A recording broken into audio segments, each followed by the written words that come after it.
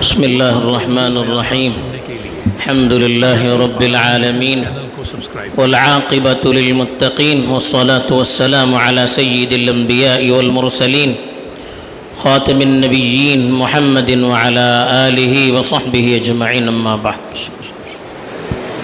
میرے دینی اور ایمانی بھائیوں، بزرگوں اور دوستوں، اللہ تعالیٰ کی جس صفت کو قرآن میں بار بار بیان کیا گیا ہے وہ ہے اللہ کی رحمت کی صفت، کہ اللہ تعالیٰ بڑے رحیم ہے، بڑے مہربان ہیں۔ اور دوسرے مغفرت کی صفت، کہ اللہ تعالیٰ ہر گناہ کو معاف کرنے والے ہیں، بڑی بخشش کرنے والے ہیں۔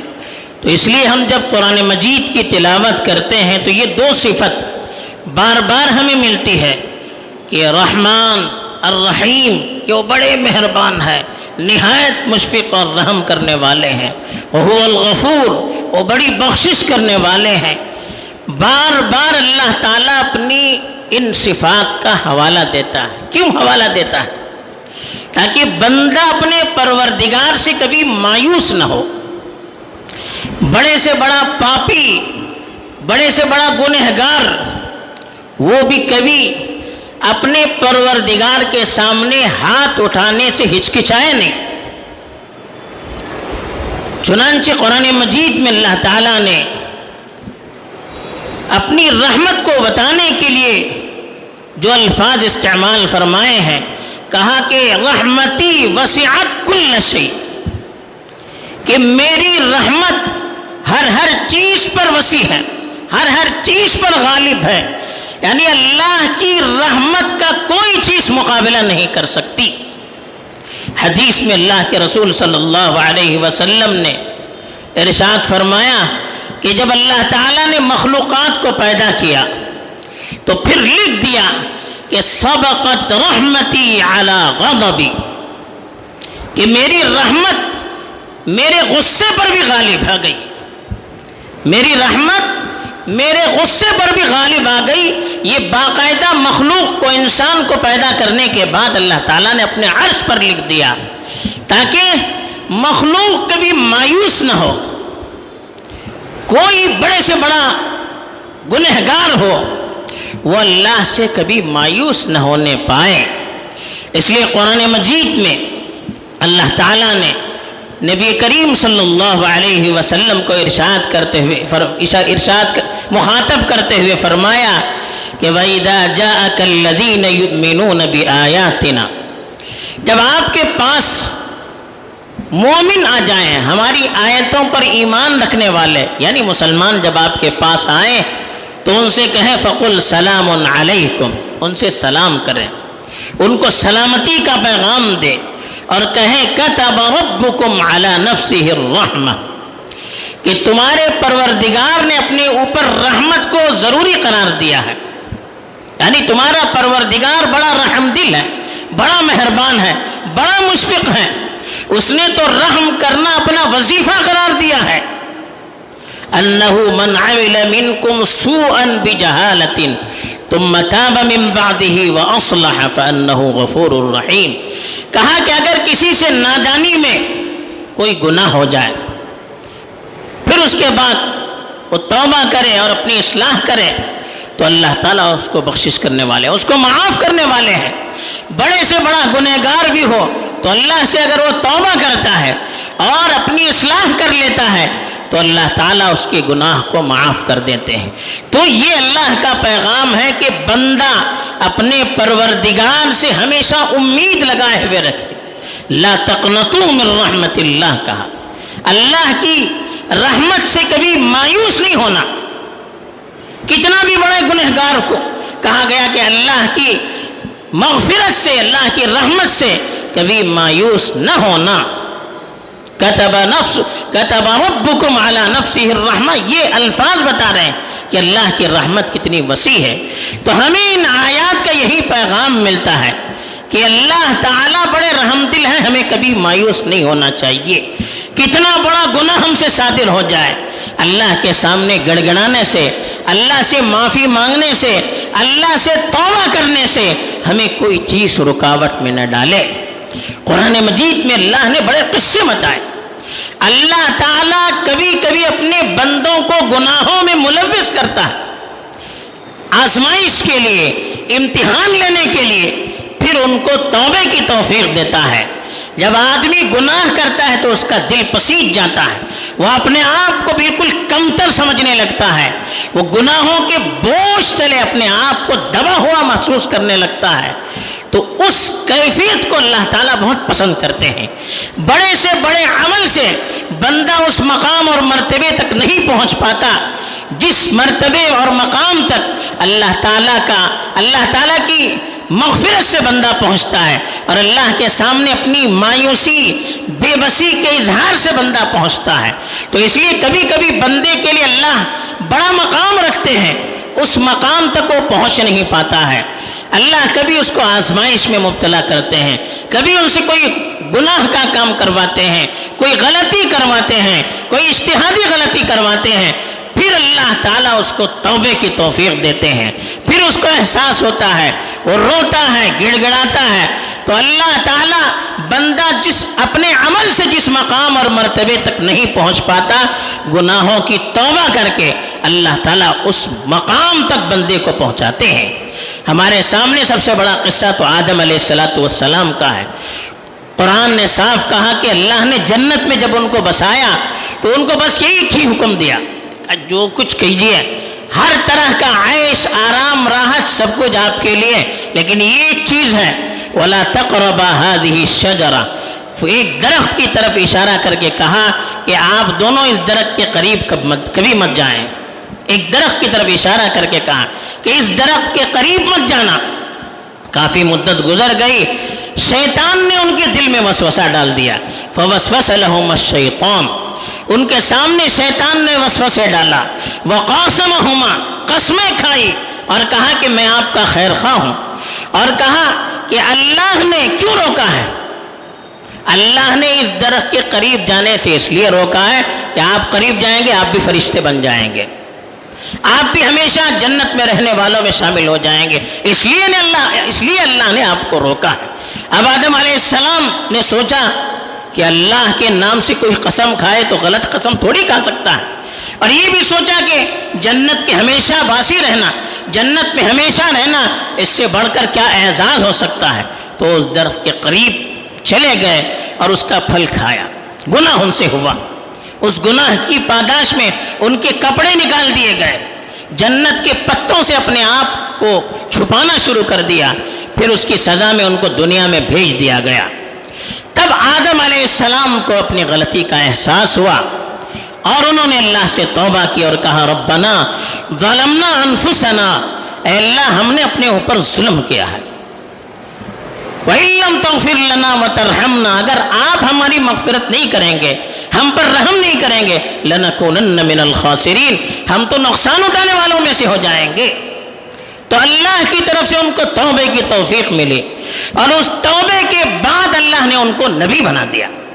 حالانکہ قرآن میں کیا کہا، فَعَصَىٰ آدَمُ رَبَّهُ فَغَوَىٰ، آدم نے اپنے پروردگار کی نافرمانی کی اور وہ سیدھے راستے سے دور ہو گئے، لیکن جب توبہ کی تو اللہ نے ان کو نبوت کے درجے سے سرفراز کیا۔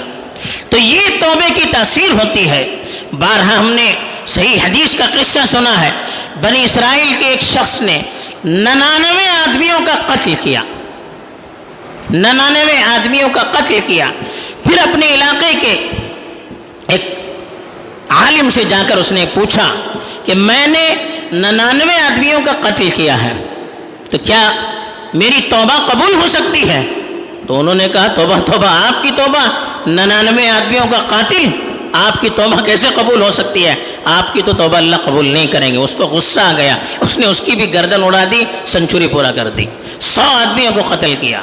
پھر ایک بہت بڑے عالم کے پاس گیا اور ان سے اپنی درخواست ان کے سامنے رکھی اور کہا کہ میں نے 100 آدمیوں کا قتل کیا ہے، کیا میری مغفرت ہو سکتی ہے؟ تو اس عالم نے کہا ہاں اللہ تو سب کی مغفرت کرتے ہیں، لیکن ایک کام کیجیے، یہ بستی، اس بستی میں آپ سے بہت گناہ ہوئے ہیں، اس بستی کو چھوڑیے، فلاں بستی میں جائیے، وہاں کے لوگ اچھے ہیں، ان کے ساتھ جا کر آپ رہیے۔ اب وہ صرف اب کوئی اچھا عمل اس سے نہیں ہوا، 100 لوگوں کا قاتل، اب صرف اس کے دل میں اچھا جذبہ پیدا ہوا، توبے کے ارادے سے وہ اس بستی کی طرف جانے لگا جہاں اچھے لوگ رہتے ہیں۔ راستے پر اس کی موت کا وقت قریب آ گیا۔ اب اللہ کو اپنی رحمت کا کرشمہ دکھانا تھا، اللہ نے اس کی روح قبض کرنے کو 2 فرشتے بھیج دیے، وہ فرشتے جو مسلمانوں کی روح قبض کرتے ہیں اور وہ فرشتے جو کافروں کی روح قبض کرتے ہیں۔ اب دونوں آپس میں ٹکرانے لگے۔ جو گنہگاروں کی روح قبض کرنے والے فرشتے تھے وہ کہنے لگے اس آدمی نے تو کبھی اچھا کام کیا نہیں، 100 آدمیوں کا قاتل ہے، اس کی تو روح ہم قبض کریں گے۔ دوسرے جو فرشتے تھے جو نیک لوگوں کی روح قبض کرنے والے ہیں وہ کہنے لگے کہ یہ تو توبے کی نیت کر کے جا رہا ہے، اس کی تو روح ہم قبض کریں گے۔ تو یہ اختلاف ہو گیا، تو اللہ نے ایک تیسرے فرشتے کو بھیجا۔ اب اس نے جا کر دونوں میں صلح کی، کہا کہ زمین کو ناپا جائے، جس زمین کے زیادہ وہ قریب ہوگا وہاں کے فرشتے اس کی روح قبض کریں گے۔ چنانچہ حدیث میں آتا ہے کہ اللہ نے جس زمین کی طرف وہ جا رہا تھا اس کو حکم دیا کہ تم سمیٹ جاؤ، اور جس زمین سے وہ آ رہا تھا اس سے کہا کہ تم پھیل جاؤ، اور اس کو تھوڑا سا اللہ نے اس طرف ڈال دیا۔ اب ناپا گیا تو ایک بالش اس زمین سے قریب تھا جس زمین میں وہ توبے کے ارادے سے جا رہا تھا۔ تو نیک لوگوں کی روح قبض کرنے والے فرشتوں نے اس کی روح قبض کر دی۔ یہ اللہ تعالیٰ اپنی رحمت کو بتلانا چاہتے ہیں کہ آپ کبھی مایوس نہ ہوں۔ بڑے سے بڑا پاپی گنہگار اللہ تعالیٰ اس کی توبہ قبول کر سکتے ہیں، بلکہ کرتے بھی ہیں۔ حدیث میں قصہ آتا ہے، حضرت ماعز رضی اللہ تعالیٰ عنہ، ایک صحابی، ان سے گناہ ہو گیا، زنا کیا انہوں نے، رسول اللہ صلی اللہ علیہ وسلم کے پاس آ کر اقرار کیا۔ اللہ کے رسول نے الگ الگ طریقے سے اس کو ٹالنا چاہا، لیکن اس نے کہا کہ مجھ سے گناہ ہو گیا۔ اب جب گناہ کا اقرار آدمی کرتا ہے تو اس کی سزا اسلام میں ہے رجم کرنا۔ رجم کا مطلب پتھر مار مار کر اس کو ختم کر دینا۔ چنانچہ اس کو رجم کیا گیا۔ جب اس کو رجم کیا گیا تو لوگ چلے گئے، بعض لوگ بیٹھ کر تبصرہ کر رہے تھے اور کہہ رہے تھے کہ اس کو عار نہ آئی، اللہ نے تو اس کے گناہ کو چھپا دیا تھا، اس نے خود بخود جا کر اللہ کے رسول سے جا کر بتلایا، اب دیکھو کتے کی موت مارا گیا۔ یہ تبصرہ انہوں نے کیا۔ اللہ کے رسول صلی اللہ علیہ وسلم جا رہے تھے وہاں سے، سنا تو بڑا غصہ آ گیا۔ تھوڑی دیر کے بعد واپس آئے اور ان کو لے کر راستے میں چلے گئے۔ وہاں ایک گدھا مرا ہوا پڑا تھا، پھول کر اس کا پیر ایسا اٹھا ہوا تھا۔ اس گدھے کی طرف اشارہ کر کے کہا، ان دونوں سے کہا اس گدھے کا گوشت کھاؤ۔ انہوں نے کہا اللہ کے رسول یہ گدھا سڑا ہوا، اس کا کون گوشت کھا سکتا ہے؟ اللہ کے رسول صلی اللہ علیہ وسلم نے فرمایا تم نے جو گناہ کیا ہے مرے ہوئے شخص کے سلسلے میں، غلط جو تم نے تبصرہ کیا ہے، وہ اس سڑے ہوئے گدھے کو کھانے سے زیادہ بدتر ہے۔ اور پھر کہا تم یہ کہہ رہے ہو وہ تو جنت کی نہروں میں تیر رہا ہے، وہ تو جنت کی نہروں میں تیر رہا ہے۔ اور بخاری شریف کی روایت میں ہے کہ اس نے تو ایسی توبہ کی ہے کہ زمین والوں پر اس کی توبہ تقسیم کی جائے تو اس کی توبہ بڑھ جائے گی۔ تو یہ اللہ کی رحمت ہوتی ہے کہ بڑے سے بڑا گنہگار بھی توبہ اللہ کے پاس کرتا ہے تو اللہ تعالیٰ اس کو گناہ سے اسے پاک اور صاف کرتے ہیں کہ ہم تصور نہیں کر سکتے۔ تو گناہ کر کے توبہ کرے یہ تو ایک عبادت ہو گئی، لیکن گنہگاروں کے بارے میں غلط تبصرہ کرنا یہ بہت بڑا گناہ ہے۔ اللہ تعالیٰ نے خود قرآن مجید میں ارشاد فرمایا کہ ہم کو جو اچھے اعمال کی توفیق ملتی ہے وہ بھی اللہ کی طرف سے ملتی ہے، یہ بھی اللہ کی رحمت کی ایک نشانی ہے۔ ہمیں کبھی اپنے اچھے اعمال پر اترانا نہیں چاہیے، ہم اچھے ہیں، فلاں برا ہے، وہ ایسا ہے، وہ ایسا ہے۔ اس کی ہمیں اجازت نہیں ہے۔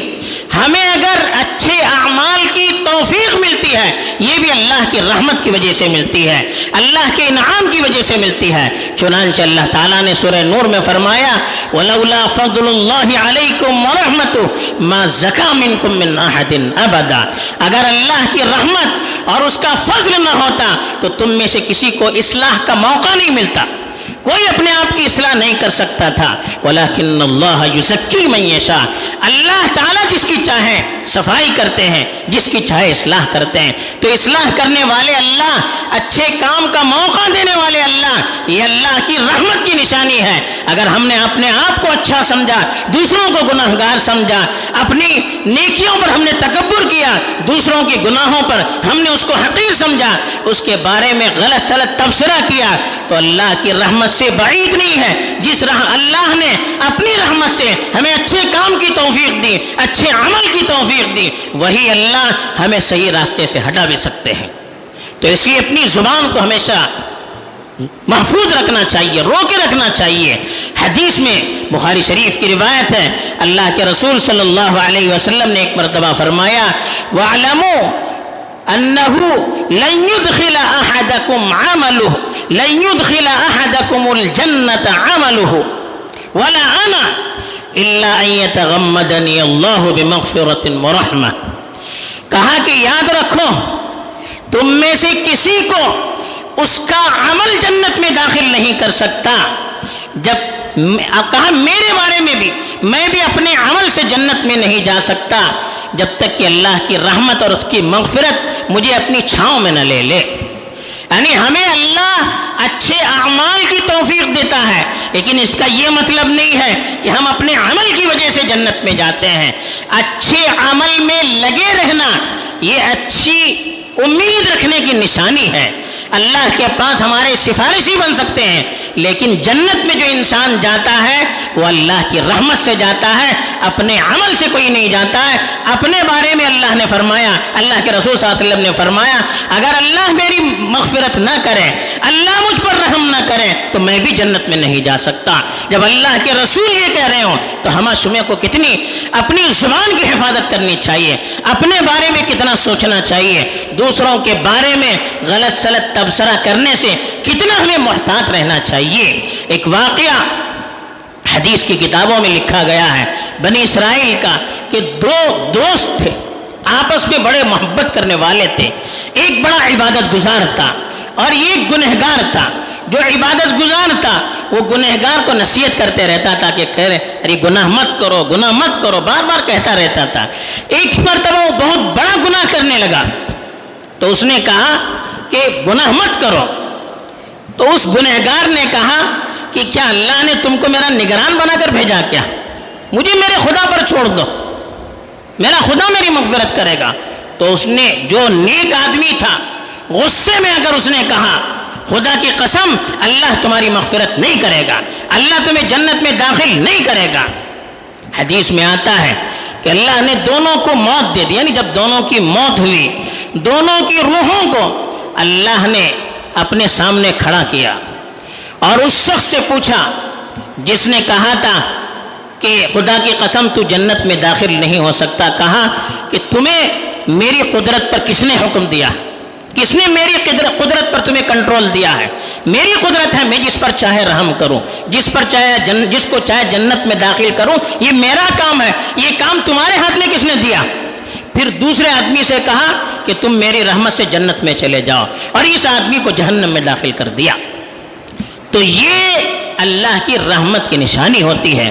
تو کسی کو مایوس بھی نہیں ہونا چاہیے، دوسروں کو مایوس بھی نہیں کرنا چاہیے، اپنے اعمال پر فخر بھی نہیں کرنا چاہیے، دوسروں کو حقیر بھی نہیں سمجھنا چاہیے۔